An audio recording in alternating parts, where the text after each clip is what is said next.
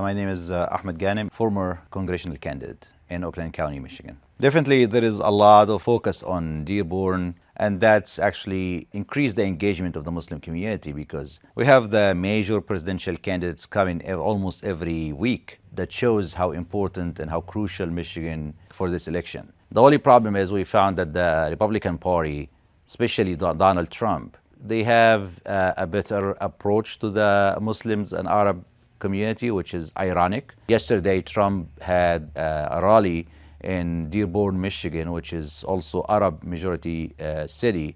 So they are pushing big time to gain the hearts and minds of the Arabs and Muslims in Michigan. We don't see the same efforts happening from Harris campaign. All the events that's happening in Dearborn or in Hamtramck are low-level events, just local representatives coming, which shows a big difference between the amount of effort and reach out from Trump campaign in comparison to the amount of effort from Harris campaign. I think Harris campaign had a strategy to give up on the Arab and Muslim votes from the beginning. I think they thought that because of what's happening in Gaza, it will be hard for them to get the Arabs and Muslims to vote for them. So why not have a strategy to replace them with other voters?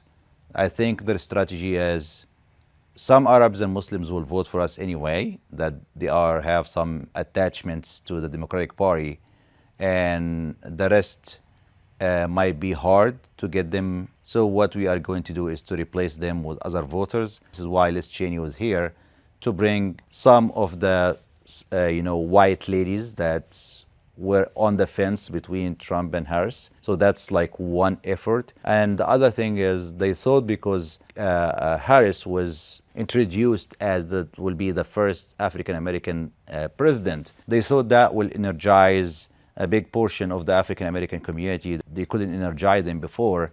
So that will also bridge the gap. I don't know if this strategy is working or not. I think on November 5th, we'll know exactly if that was the right move or wrong move. So that was an event for Harris and Liz Cheney. When I got the invitation for this event, I responded. I filled the form. I put my first, last name, even my date of birth, all the information. I gave it to them. Got the confirmation back that you are welcome to come. They gave me the arrival instruction. I went there, passed through security. It's like an airport security, and I was seated. And 10 or 15 minutes after I was seated, a lady came to me and said, "Can you follow me?" I followed her thinking they might be changing my seat or something. So I followed her to find myself by the door, and two police officers come in saying to me that they want you out of here. You either leave or I put you in the back of my car. And when I heard that, I was very surprised and taken by this, harsh treatment. So I started to film, and I told them, "Okay, I'm leaving. I just want to know, why are you kicking me out?" And the police officer said, "We are not kicking you out," referring to the police and Secret Service. "It's the venue that's kicking you out." And I asked, "Why would the venue kick me out?" The lady just cut me short and said, "This is not a conversation anymore," and I had to leave. So I said, "Okay," and I left. I went outside. I recorded the video that was on social media, and a lot of local newspapers and news outlets picked up the video, and then it became a national story. 24 hours after that happened, Harris campaign issued a statement, say they regret what happened and they welcome me to any future events. Then they called me, and I got a phone call from one of the campaign operatives, and I said, "Thank you for the call, but so far I don't know what is the reason. Why did you guys kick me out?" She said, "So far we don't know the reason, but we regret what happened." And I told her, I want to know the reason. She said she will come back to me, but she never came back to me so far. This experience makes me feel that maybe Arabs and Muslims are not welcomed anymore to the Democratic Party.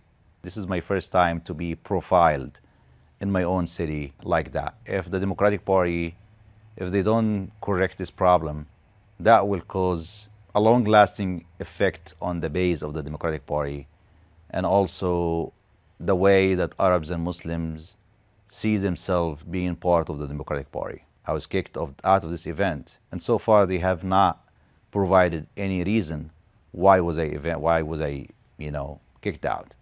So definitely, I'm still waiting for the Harris campaign to give me a reason to vote for them.